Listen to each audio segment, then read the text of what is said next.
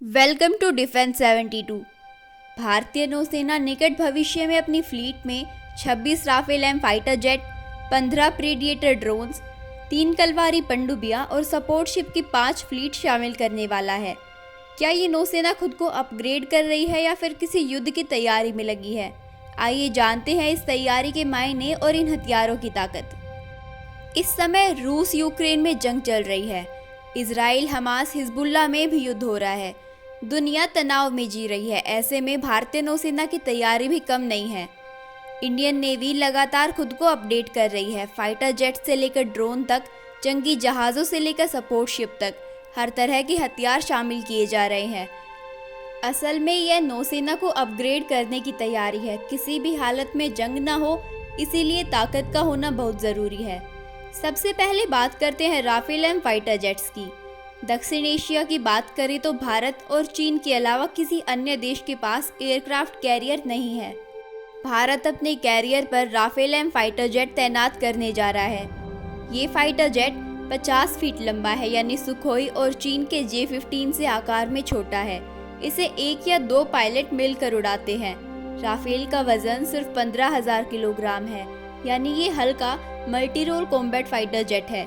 इसकी fuel capacity करीब 11,202 kilogram की है, यानी ज़्यादा देर तक फ्लाई और ज़्यादा देर तक डॉग फ्लाइट कर सकता है। अधिकतम गति इसकी 2,205 किलोमीटर प्रति घंटा है। इसकी कॉम्बैट रेंज 1850 किलोमीटर की है। ये अधिकतम 52,000 फीट की ऊंचाई तक जा सकता है। राफेल एम में 30 मिलीमीटर की ऑटो कैनन गन लगी है। इसमें 3 तरह के हवा से हवा में मार करने वाली मिसाइल्स, हवा से सतह पर मार करने वाली 7 तरह की मिसाइल्स, एक परमाणु मिसाइल या फिर इनका मिश्रण लगा सकते हैं। राफेल एम 4.5 जनरेशन का आधुनिक फाइटर जेट है। ऐसे फाइटर जेट्स ना तो पाकिस्तान के पास है ना चीन के पास। इसके बाद आता है MQ-B9 ड्रोन। MQ-B9 ड्रोन को रीपर या फिर प्रीडिएटर ड्रोन भी कह सकते हैं। यह दुश्मनों की नापाक हरकतों पर चुपके से नजर रखता है। ज़रूरत पड़ते ही उन्हें मिसाइल से हमला कर बर्बाद कर देता है। अमेरिका इसे हंटर किलर UV श्रेणी में रखता है। यह लॉन्ग रेंज एंड्योरेंस ड्रोन है जो हवा से जमीन पर मार करने वाली मिसाइलों से लैस है। इसी में लगे R9X हेलफायर मिसाइल से अलकायदा सरगना अल जवाहरी के अड्डे पर हमला किया गया था। यह पायलट रहित ड्रोन है। इसकी रेंज 1900 किलोमीटर की है। ये अपने साथ 1700 किलोग्राम वजन का हथियार ले जा सकता है।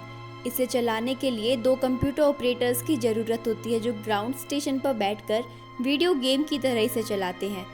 इसकी लंबाई 36.1 फीट, विंग स्पेन 65.7 फीट और ऊंचाई 12.6 फीट होती है।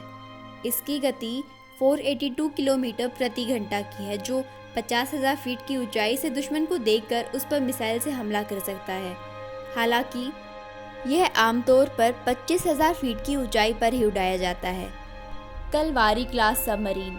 कलवारी क्लास की सबमरीन नौसेना में है, अभी और भी बन रही हैं। ये पनडुब्बियां सतह विरोधी युद्ध, पनडुब्बी रोधी युद्ध, खुफिया जानकारी जमा करना, बारूदी सुरंग बिछाना, क्षेत्र की निगरानी जैसे काम कर सकती है। पनडुब्बी को ऑपरेशन के समय हर परिस्थिति में संचालित करने के लिए डिज़ाइन किया गया है। पानी की सतह पर इसकी गति 20 किलोमीटर प्रति घंटा है। पानी के अंदर ये 37 किलोमीटर प्रति घंटा की स्पीड से चलती है। इसमें 8 सैन्य अधिकारी और 35 सैलर तैनात किए जा सकते हैं। इसके अलावा यह पानी के अंदर 30 समुद्री बारूदी सुरंग बिछा सकती है। इसके बाद आता है स्पोर्ट शिप फ्लीट। भारतीय नौसेना को स्पोर्ट शिप की 5 फ्लीट चाहिए। ये असल में युद्ध के दौरान जंगी जहाज़ों की मदद के लिए बनाए जाते हैं।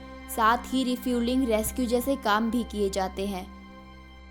उम्मीद है कि भारतीय नौसेना को इसकी फ्लीट 2030 तक मिल जाएगी।